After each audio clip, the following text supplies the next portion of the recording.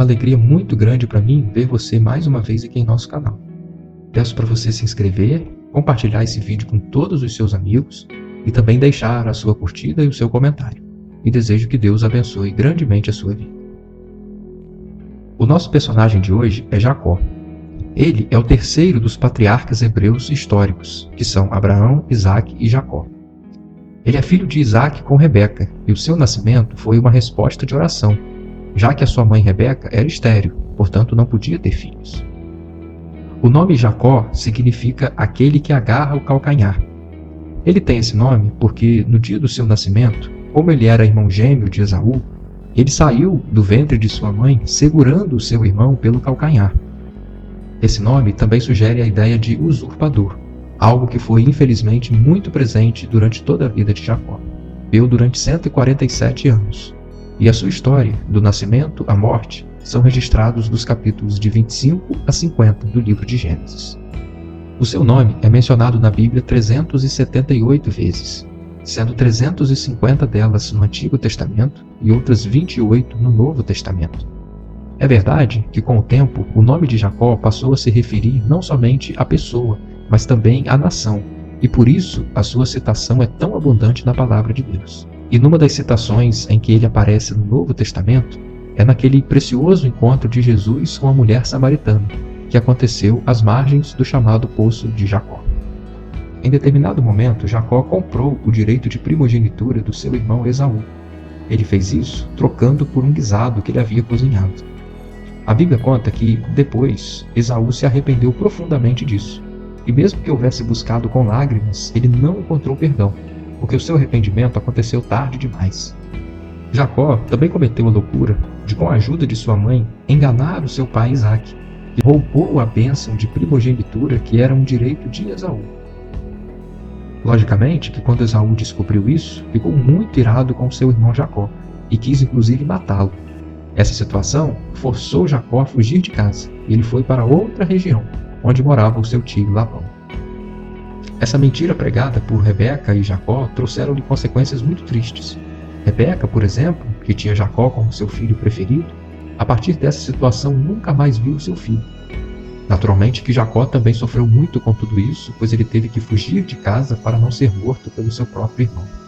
E daí nós entendemos que o pecado sempre traz sofrimento e que a mentira sempre é descoberta.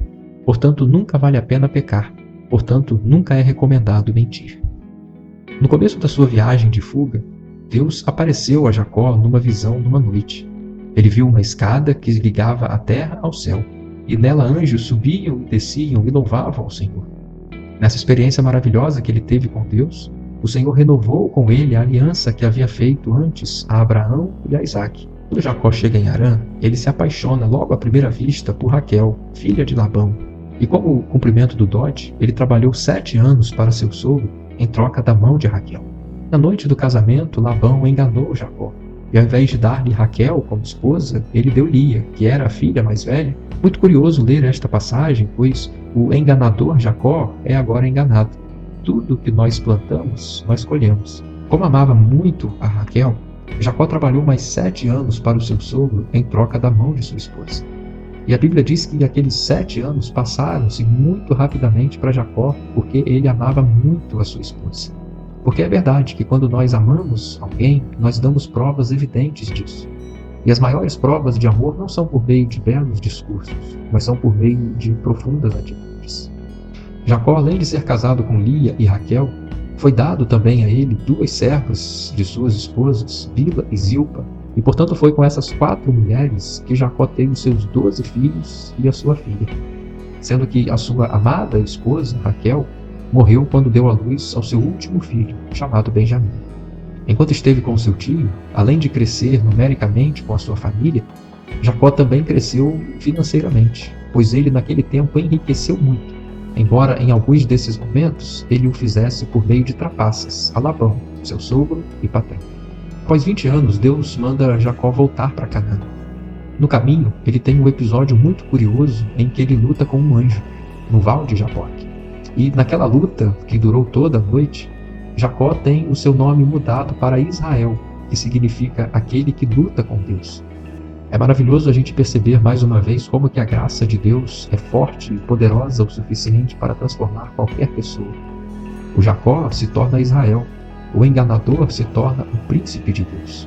Nesse retorno para sua casa, acontece o emocionante encontro de Jacó com seu irmão Esaú 20 anos depois daquela fuga inicial. E aqueles dois irmãos se abraçam, choram e se perdoam.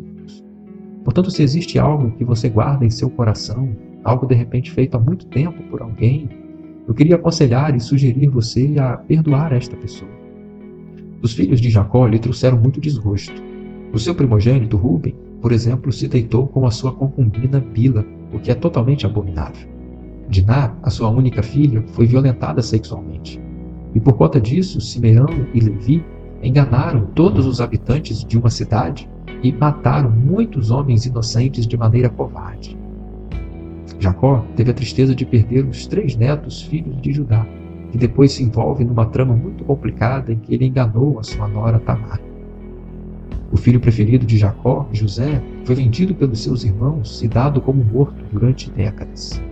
A vida de Jacó foi mesmo muito sofrida, ao ponto de quando ele se encontra com Faraó lá no futuro e lhe é perguntado sobre quantos anos ele tinha, Jacó responde que os anos da sua vida eram de 130 anos àquela altura, e ele diz poucos e maus. Antes de morrer, Jacó, num texto belíssimo da Bíblia, abençoou cada um dos seus filhos de maneira profética e abençoou também os 2 filhos de José. E foi por essa razão, inclusive, que Jacó está mencionado lá em Hebreus 11, na galeria dos heróis da fé. E sabemos o quão é importante os pais lançarem palavras de bênção sobre os seus filhos. Jacó morou seus últimos anos no Egito, onde morreu. Após o seu falecimento, a sua morte foi chorada durante 70 dias, mais do que qualquer outra pessoa na Bíblia. O seu corpo foi embalsamado pelos egípcios, aliás, o único caso de embalsamento na Bíblia, e foi levado de volta para Canaã, onde ele foi sepultado ao lado do corpo de sua esposa Lia, dos seus pais Isaque e Rebeca e dos seus avós Abraão e Sara. Jacó teve muitos altos e baixos em sua vida, mas sabemos que o nosso Deus, antes dos vales, esteve presente com ele em todo o tempo. E certamente nos seus altos e baixos também, o nosso Deus continua presente, auxiliando você e caminhando contigo durante todo o tempo. Espero que esse resumo da vida de Jacó tenha te ensinado algumas coisas e tenha abençoado a sua vida. E quero encontrar com você no nosso próximo vídeo, quando resumiremos mais um personagem da Palavra de Deus. O Senhor te abençoe e até a próxima.